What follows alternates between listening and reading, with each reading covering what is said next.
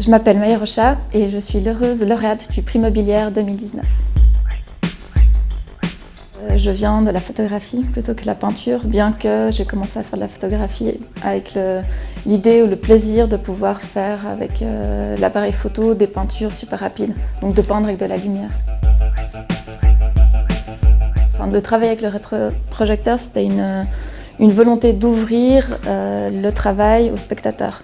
Comme dans la photographie analogique en noir-blanc, l'image apparaît dans le papier, c'est vraiment quelque chose de magique, mais le public n'a pas accès à ce moment et qui est finalement assez privé de l'artiste.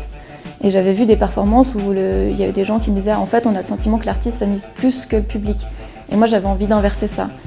Et du coup de développer ce travail de peinture sur le rétroprojecteur, c'était une manière de juste montrer le processus et puis de le rendre collectif. Je constatais que les gens, quand ils rentraient dans une exposition, c'était une sorte de consommation assez rapide. Et du coup, la musique, ça crée un climat qui invite le spectateur à passer simplement plus de temps avec les images. Je ne sais pas si mes images sont des performances. C'est plutôt des résultats des performances. C'est tout ce qui est peinture, qui est fait dans la performance. Ça crée pour moi un rapport affectif, en fait. C'est un souvenir et où du coup je m'imprègne du lieu et de l'énergie des gens. Et ça rentre dans le travail. L'espace fait déjà partie, en fait, du travail.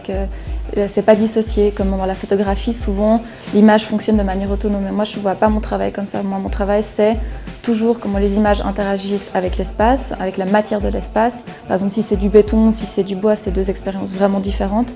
Et ensuite le public, qui lui aussi, à partir du moment où il rentre dans l'image, il va commencer à interagir et créer aussi une sorte une nouvelle architecture de l'exposition elle-même.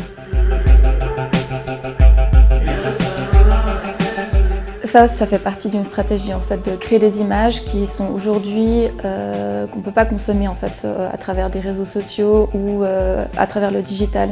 Et du coup, c'est comme ça que j'ai commencé à développer un travail en couche qu'on doit voir en fait en réalité. On doit se déplacer, on doit s'approcher et on se rend compte que plus on s'approche, plus on se déplace, plus on découvre des éléments.